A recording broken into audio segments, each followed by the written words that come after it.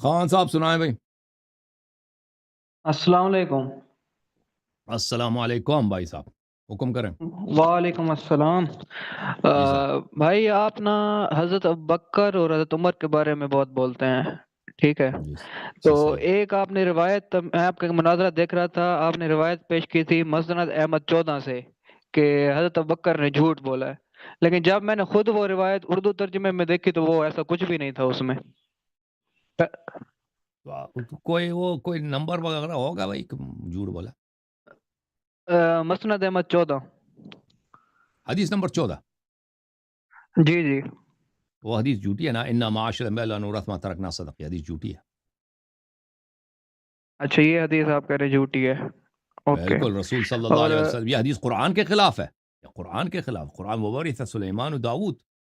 قرآن کہہ رہا ہے کہ سلیمان کو داؤد سے ارث ملا ہے. ابو بکر کہہ رہا ہے کہ بسم رسول اللہ۔ صلی اللہ علیہ وسلم نے بولا کہ مری میراث نہیں ہوتی تاکہ یہ خود قبضہ کر لینا. اور بھائی ہاں اگر ہاں۔ یہ حدیث ہوتی کہ نبی صلی اللہ علیہ وسلم کی میراث نہیں ہوتی، انبیاء کی میراث نہیں ہوتی، تو سلیمان کو کیوں ملا داؤد سے؟ سلیمان کو داؤد سے کیوں؟ وہ قرآن کی آیت ہے. نبی صلی اللہ علیہ وسلم کو نہیں پتا کہ سلیمان کو داؤد سے ارث ملی ہے. پھر اگر یہ حدیث ہوتی تو نبی صلی اللہ علیہ وسلم نے ابو بکر کو کیوں بولا؟ اپنی بیٹی کو بتا دیتے نا. اور ابو بکر کو تو میراث ملنا ہی نہیں ہے. ہاں، تو یہ جو ہے حدیث. اوکے۔ اور پھر حضرت زہرا سلام اللہ علیہ جب انہوں نے یہ بات ابو بکر سے سنی، ان پہ غضبناک ہو گئی ہے. اور ان کی غضب اللہ کی غضب ہے، رسول صلی اللہ علیہ وسلم کی غضب ہے.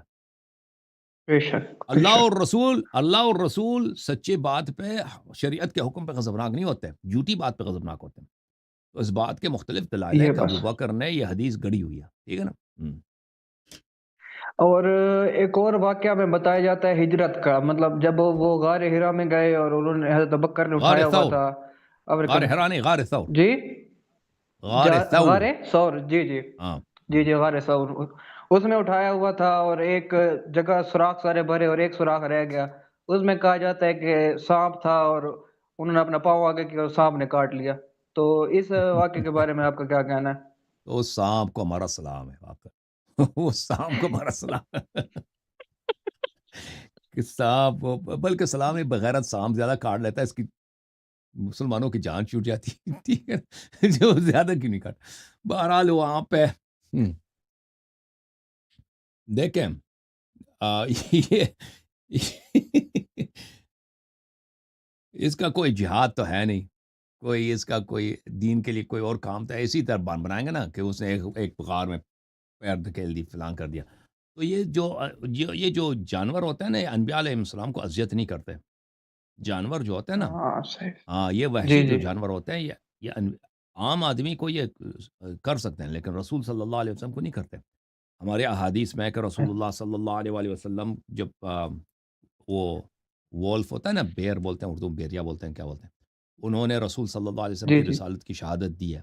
ٹھیک ہے نا. ایک دن حضرت ابوذر علیہ السلام، اس زمانے میں وہ مسلمان نہیں تھے، حضرت ابوذر، وہ اپنے گاؤں میں، جی اپنے قبیلے میں وہ چرواہا تھے، ان کے جانور وغیرہ ہوتے تھے.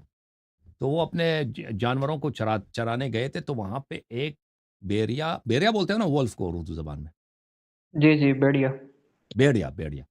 بیڑیا اس نے حملہ کیا ان کے بکریوں پر. تو ابوذر علیہ السلام نے اس کو بگایا. تو دوبارہ اس نے حملہ کیا کچھ لمحوں کے بعد، پھر اس کو بگایا، پھر تیسری دفعہ اس نے حملہ کیا. ابوذر جی علیہ السلام نے کہا کہ یہ کتنا بدبخت بیڑیا ہے، کتنا بے شرم ہے. میں نے 2 دفعہ اس کو بگایا، پھر حملہ کیا. ایک دفعہ اس نے عربی زبان میں کہہ دیا، اس نے کہا مجھ سے بدبخت زیادہ لوگ مکے کے لوگ ہیں. وہاں پہ اللہ تعالیٰ نے ایک نبی کو مبعوث فرمایا جو سب سے بڑا عظیم ترین نبی ہے، اور مکے کے لوگ اس کو جھٹلاتے ہیں. ابوذر ہکا بکا رہ گیا کہ کیا کہانی. اس دن وہ گھر گیا، اس نے کہا کہ اپنی بیوی سے کہا کہ آج ایسا واقعہ پیش آیا، بہت عجیب واقعہ پیش آیا، تو جی میں مکے جا کے جاتا ہوں. تو پھر وہ مکہ چلا گیا. جی مکے میں گیا، لوگوں سے پوچھا کیا ایسا کوئی واقعہ ہے یہاں پہ کسی شخص نے نبوت کا ادعا کیا ہے؟ تو لوگوں نے کہا کہ ہاں وہ دیکھو وہ بزرگ ہے ابو طالب، اس کا بھتیجا ہے وہ.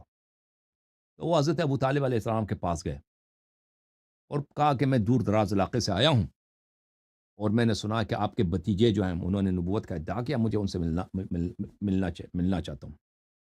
حضرت ابو طالب علیہ السلام نے کہا تم کل آ جاؤ. تو وہ ابو ذر اس رات کو مسجد الحرام میں سوئے. تو اگلے دن ابو طالب علیہ السلام آئے، ان سے اپنے ساتھ لے کے گئے. جب ان کو اپنے ساتھ لے کے گئے تو ان کو کہا کہ ہمارا گھر ہے وہاں پر، وہاں پہ آ جاؤ. اب اپنے ساتھ لے کے گئے گھر میں، وہاں پہ ایک کمرے میں داخل کیا. اس کمرے میں داخل ہو گئے، وہاں پہ حضرت جعفر طیار علیہ السلام تھے. انہوں نے ابو ذر سے پوچھا کہ آپ رضی کون اللہ ہیں؟ تعالیٰ عنہ. ہاں، آپ کون ہیں، کہاں سے؟ ابو ذر نے اپنی کہانی سنائی کہ میں دور دراز علاقے سے آیا ہوں، میں نے سنا ہے کہ یہاں پہ کوئی نبی تشریف لائے، تو میں ان کو دیکھنا چاہتا ہوں. تو انہوں نے کہا جی ٹھیک ہے. چیک کیا تو دوسرے کمرے میں لے گئے. دوسرے کمرے میں وہاں پہ حضرت حمزہ علیہ السلام تھے، جناب حمزہ ابن عبد المطلب، چچا نبی صلی اللہ علیہ وسلم. انہوں نے چیک کیا. دیکھیں کہ بنی رضی اللہ ہاشم تعالیٰ. کس طرح پروٹیکٹ کرتے تھے. حضرت ابو طالب علیہ السلام ہر ایک کو آنے نہیں دیتے تھے کہ کوئی بھی آنا جی چاہتا ہے نبی صلی اللہ علیہ وسلم، کیونکہ مکے والوں نے عہد کیا تھا کہ ان کو قتل کرنا ہے. ٹھیک ہے نا. جی جی مکے میں جب تک نبی صلی اللہ علیہ وسلم تھے تو آپ کو صحابہ کو کوئی نہیں ملتا کہ صحابہ نے کسی نبی صلی اللہ علیہ وسلم کی مدد کی ہو، خدمت کی ہو، کھانا لایا ہو، کچھ بھی نہیں ہے. 7 سال تک نبی صلی اللہ علیہ وسلم شیب ابی طالب میں وہاں پہ محاصرے میں تھے، کوئی کھانا نہیں ملتا تھا وہاں. بہرحال حضرت حمزہ علیہ السلام نے جب چیک کیا کہ یہ آدمی صحیح لگ رہا ہے تو پھر دوسرے کمرے میں لے کے گئے. تیسرے کمرے، بلکہ تیسرا کمرہ بنتا ہے، وہاں پہ حضرت امام علی علیہ السلام تھے. انہوں نے ابو ذر کو رضی اللہ تعالیٰ. پوچھا کہ آپ کہاں سے آئے ہیں، کیوں آئے ہیں. جب بالکل تسلی ہوئی ہے تو پھر ان کو اگلے کمرے میں لے کے گئے. وہاں پہ رسول اللہ صلی اللہ علیہ وسلم تشریف فرما، ملاقات ہوئی ہے. صلی ماشاء اللہ اللہ. علیہ وسلم. جلال نبی، جمال نبی صلی اللہ علیہ وسلم ملاقات ہوئی. تو کلمہ پڑھا حضرت ابو ذر نے وہاں پہ. تو نبی صلی اللہ علیہ وسلم نے سبحان اپنا تعارف کرایا کہ میں اللہ کی جانب سے نبی ہوں، قرآن سنائے. ابو ذر فوراً مسلمان ہوئے. تو ہمارے احادیث میں بہت زیادہ ہے کہ ائمہ طاہرین علیہم السلام اور حضرت رسول صلی اللہ علیہ وسلم کو جو جانور تھے وہ اذیت نہیں پہنچاتے تھے، تعظیم کرتے تھے. اور پھر اسی واقعے میں، غار کے واقعے میں نا، کہ وہاں پر جب وہ آئے تھے تو اسپائڈرز نے ویب بنائے تھے.